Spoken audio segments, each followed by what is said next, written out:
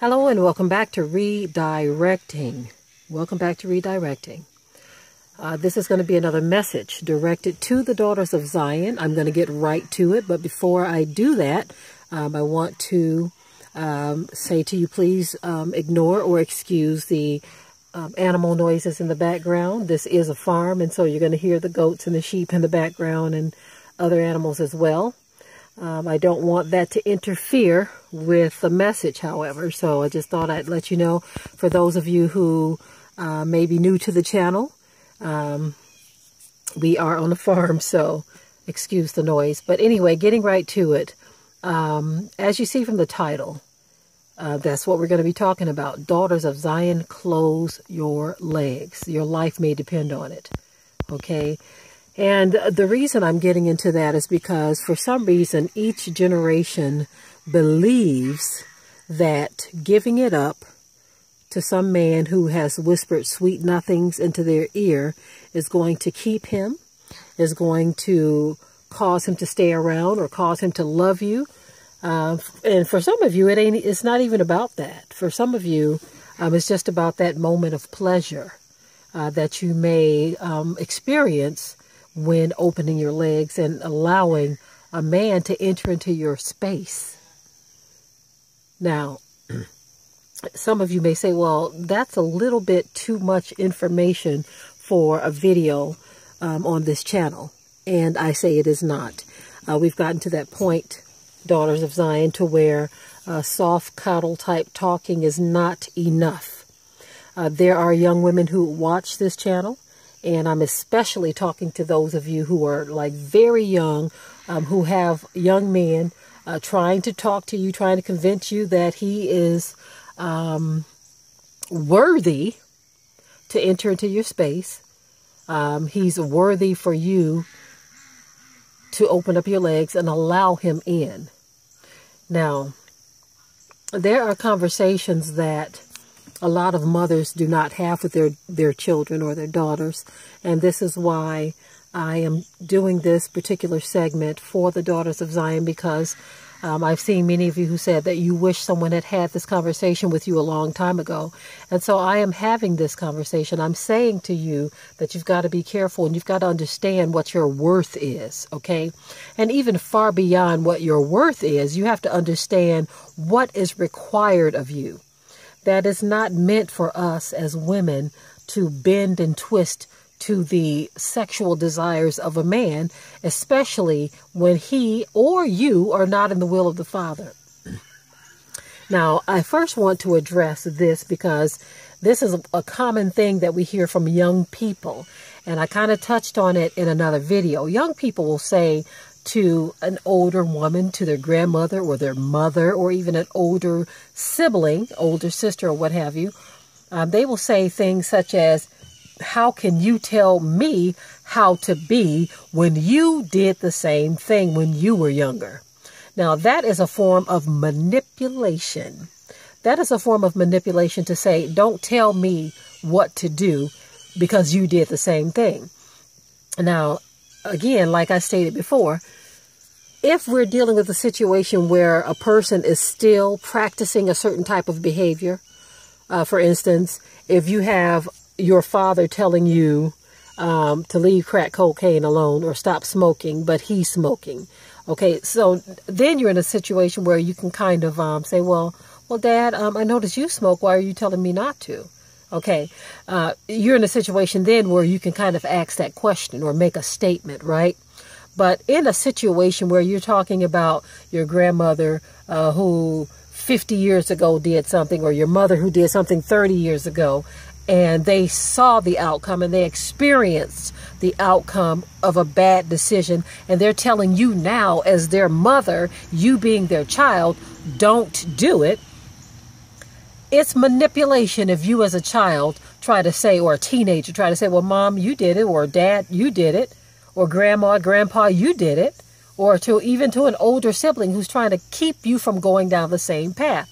What we live in is what we live in right now, pardon me, family, is a society where those types of things are allowed, and to where modern psychology will make a young person feel like they have that argument to make, to keep you from putting them in check for things that you know are wrong. It's just like a young person saying, well, Dad, you sold drugs. And you're like, well, that was 30 years ago and I went to jail for it, right? And the young person is saying, well, let me make my own mistakes. And you're saying, well, no, you're not going to do this. I'm not going to let you make your own mistakes and end up in prison. I'm going to teach you the right way. A parent who has made mistakes in the past has a right to teach you the right way. If they experience difficulty in their life because they smoked or they did drugs or they sold drugs or anything like that, or they were a prostitute or something like that, they have a right to teach and instruct you not to do the same thing. And you as a child have no biblical right to manipulate them and say, well, because you did it, I can do it. That is not the case. So now that I've said that, you mothers who have daughters who may know of your past, don't allow them to use your past to try to justify their wrongdoing today. Because essentially what's happening is there is a non-breaking of generational curses when we allow ourselves to fall into the patterns of dysfunction decade after decade, generation after generation. If you know better now, teach your daughters better. Break the cycle. The cycle can be broken if you are creating the proper environment for your young people, for your daughters, for your sons.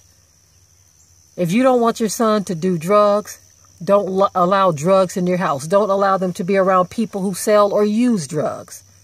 If you don't want your daughter to be loose, don't allow her to hang around loose people, loose girls.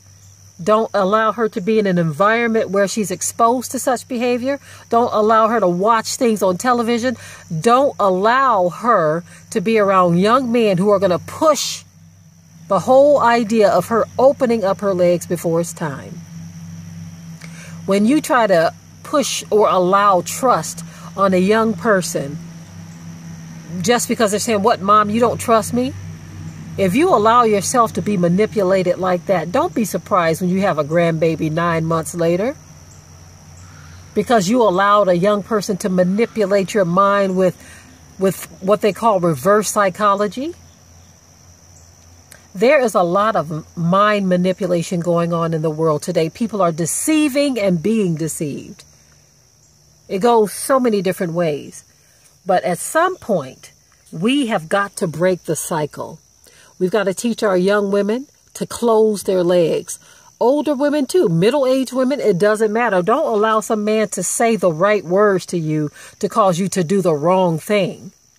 Because if you look at the whole situation and not just that moment, the time that it takes you to make that mistake or to open up your legs and experience whatever pleasure it is you're going to experience for that moment, think about the displeasure that comes afterward. Think about the heartache that you're going to experience if that man is not settled down in his mind and not sold out for the Most High. What if you open up your legs to a man who is not worthy, who's not willing to put a ring on your finger? And I'm only using the ring on your finger as a statement that most people are familiar with. I know that in Ivory culture, it wasn't putting a ring on the finger. Okay. Now that I've said that, don't allow yourself to be tempted to the point where you make such a bad, permanent mistake or decision. Because at the end of the day, the woman is going to be the one left holding the bag if she ends up with a man who doesn't care about his offspring. We know that that was one of the curses, that many households would be fatherless. And so why allow yourself to be put in such a permanent situation? Now, one of my viewers said something when I did a video recently where the woman had her face shot off by her boyfriend. And one of my viewers said something about, but aren't we supposed to forgive? Listen. There are certain things that we got to understand when it comes to statements such as forgive. Okay? We've got to get rid of that Christian mindset that makes us think that whatever someone does to you, even if they try to take your life, that you are supposed to just walk around with this love and overwhelming compassion and forgiveness for this person. This is not a conversation about forgiveness when somebody has tried to blow your brains out, when somebody has shot and killed your mother, if somebody has done something so heinous. This is not a conversation about forgiveness. This has absolutely nothing to do with forgiveness.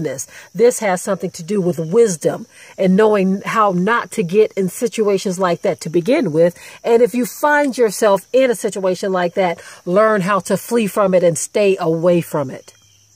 Because it's unfortunate when you have generation after generation of young women who believe that if they open up their legs and reveal and allow their prize to be given away to an unworthy person, that somehow what they have is going to be or cause staying power in a relationship. Well, I hate to be the bearer of bad news. Brenda's got a big old butt too, okay? That's an old song that some of you may not be familiar with, but it was an old rap song, I guess it was, or some type of early hip-hop music where they said Brenda got a big old butt. I know I told you I'd be true, but Brenda's got a big old butt, so I'm leaving you. That's part of the lyrics to that song. In this song, the man is telling you, look, somebody else got a bigger butt than you, so I'm out of here. And so what happens if he got between your legs because you allowed him to? Now you're pregnant, now you've had a baby, but he's telling you Brenda's got a big old butt, so he's leaving you. What now? Was that moment of pleasure worth it? Now, some of you will argue and say, well, I got a baby out of it and I'm going to love my baby no matter what. That is not the point. We understand that if you find yourself in situations and you end up pregnant, the deed is done. We understand that you love your child. We get that. I'm mostly talking to young women who have not made that mistake yet, because it's unfortunate that a lot of young women say that and take that road. But then once that baby is no longer a baby, no longer sucking bottles and wearing diapers, but now the baby is 5 and 6 years old, sassy mouthed, getting in trouble, talking back. Now that googly mommy stuff that you had going on when the baby was first born is gone. Now you're dealing with situations that you would rather not deal with because you didn't look at the bigger picture when you open your legs to begin with. You cannot allow 30, 40, 50 minutes or an hour of pleasure, whatever it is. You cannot allow that time period to dictate the rest of your life. Because not every woman enters into a situation where there's going to be some proud father on the other end. It is what it is, family. And young women, you have got to start making better choices and decisions. Now, that's not for the men to say that women are out here just choosing bad men. That's not a fair thing to say. A lot of that still falls on the man because you shouldn't be a bad man to choose to begin with. But when you keep it real, as women, we also have to make good and better choices, not just for ourselves, but our children as well. When we see decade after decade of the same mistakes being made over and over, what we are doing is continuing the cycle of generational curses. Each and every one of us have the option or the choice to break the generational curses, but we are choosing to continue in these generational curses. Each and every time you open up your legs, young women, and each and every time you young men drop your seed in a woman that you know you're not going to marry, you are perpetuating the same madness that our grandmothers, our mothers, our great-grandparents, our ancestors, in some cases, you are perpetuating the same cycle of generational curses. You are actually helping to continue it on. And we have to have the desire to break it. If there's no desire to break it, We're just going to continue to see the same thing over and over, and we're going to continue to make the same complaints over and over. If we're not going to try to change things, why are we complaining about the outcome? The outcome is going to be the same if we continue to do the same things. And see, it's not just about having babies. It's not just about having babies. It's also about spreading disease. There are so many things that you have to consider when you open your legs prematurely to someone who has not committed to you in marriage. And I know some of you may say, well, you don't know how it is. You don't know what we go through. That is not an excuse for anything, family. When we look at the bigger picture, when we look at the children that are birthed in many unions and the man is out of their lives, one thing that I've been doing a lot of because of the Daughters of Zion series, I've been looking at paternity court, and it is really, really sad indeed, the dysfunction that we see all across the board with the men and the women. It's really a sad day when you have to have 4 or 5 men tested to see which one is the baby's daddy. That's really a sad day. And on the flip side of that, it's really a sad day when you've brought some man up in there and he's telling you he got 7 or 8 or 9 children by 4 or 5 different women and not committed to one of them. And we want to sit back and pretend like it's because of society and because of what other races of people are doing. This is no longer slavery days where you have a buck, where they used to call us bucks, and they would make him go and mate with the slave women. This is no longer that situation. We can no longer say that the white man is forcing you as a buck to go and drop your seed in anything that's walking. And this is no longer a situation to the Daughters of Zion to where the slave master has sent some man to come and drop his seed in you. You are spreading them willingly now. Spreading your legs willingly. Nobody is forcing you or him. Babies are being born into dysfunction. In some cases where they're being abused, unloved.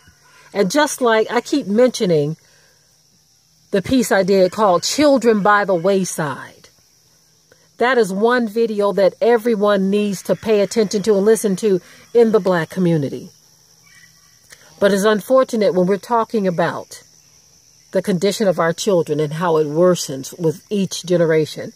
Nobody wants to hear about it because they're like, look, we already know we got problems. Now, what's your solution? I get that all of the time. And if you listen to my channel, you would know that we talk about solutions all of the time. The problem is the solutions are not favorable to many people.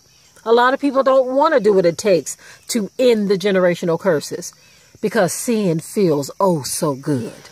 It all feels oh so good. And so we don't want to break the cycle. So if you don't want to break the cycle, you don't want to break the curses. It's as simple as that. What we've got to do is make up in our minds that we are going to be the change that we need. And that change begins with repenting. That's why I named this channel Redirecting. Redirecting is a form of repentance because you are turning from your old ways and redirecting into the right direction. You're leaving the bad and cleaving to the good. We've got lots of changes to make. And change is one step at a time. In some cases, you could take 2 or 3 steps at a time. However many steps you take in the right direction is better than going backwards or sitting and standing still. We have got to be the change that we need. We have got to redirect. We've got to teach our sons and our daughters the right way. We've got to stop allowing lawless men and women to instruct our children in the ways that they should not go. Everyone has a platform on YouTube spitting and spewing out what they think people should be doing. Unrighteous things. You got men telling our sons at an early age to call their mothers the B word until she thinks that's her name. You got men on here teaching young men that as soon as you wake up to the knowledge of self, that you need to get yourself 2 or 3 wives. Everything thinking with the wrong head. And women are falling for it because they are silly women laden with sin. Understand, when you enter into that bed, I'm going to call it the bed of affliction because that's what you enter into. When you enter into that bed with a lawless individual, a lawless man, you have to understand that when you make your bed, you've got to lie in it. And then you have to say to yourself, okay, this don't feel right now. I know that I shouldn't be doing this. Fast forward 6 months ahead. Stop thinking for the here and now. Say, oh man, this is about to be good. Look at him. He is handsome. He is buff. Forget about that.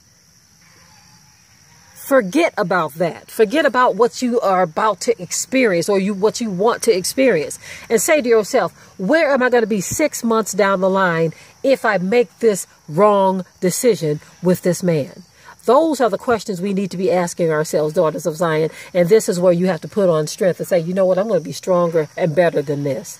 And first of all, don't even allow yourself to be put in a situation to where a man could even start coaxing you in that direction in the first place. Don't even allow him to get to the point. If it's on Facebook and he's messaging you, sending you pictures of his body, don't be tempted by no picture, because if he sent you that picture, he's probably sent it to somebody else too. And if he's trying to invite you to ride him, just imagine how many other he has written. Understand where I am coming from, daughters of Zion, because the stories of woe that we hear after the fact is why I'm talking about this today. When you see and hear the tears of the daughters of Zion because they have allowed themselves to make wrong choices and wrong decisions, that's when it gets real. No, it's not real when you're in the bed. It gets real after you have allowed it to settle in. And you say, well, look, this went nowhere. I did it all for nothing. I did it all for nothing. You gave yourself away for nothing. So instead of allowing yourself to be so easy, daughters of Zion, it's good to play hard to get. Don't allow these men to continue to manipulate. Don't continue to ignore instructions from those who are trying to keep you from going down the same path that they went down. Listen to the voice of reason. Listen to the voice of reason and make better choices. Keep your legs closed. Open up a book. Get some sense. Get on your knees. Pray. Do whatever it is you have to do to get through that stormy time. Seek the Most High Yah for truth and understanding, and a man that will take care of you, a man that will love you. But don't make that your goal and your mission. The scripture says, if you delight yourself in the Most High, he will give you the desires of your heart. Delight yourself in Yah, and he will give you the desires of your heart. Don't allow yourself to be sold cheaply by some brute beast that creeps into houses and lead captive silly women laden with sin.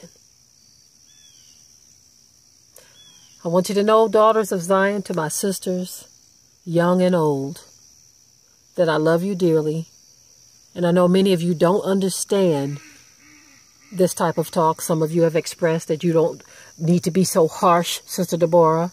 Some of you have expressed that, but like I've said before, the time for coddling is over. Too much is happening that we cannot continue to ignore. Don't be one of those where the scripture talks about in the last days that people won't be able to stand sound doctrine, but their itching ears is going to seek after something that they don't need. All I have for you is the truth. The truth will always be, the scripture says, and ye shall know the truth, and the truth shall make you free. I'm trying to set you free, daughters of Zion. So we're going to keep it real, and we're going to continue to redirect, because if we do not redirect, we are going to continue the cycle of dysfunction, generation after generation, thus continuing the generational curses. With that, I will say I love you and shalom.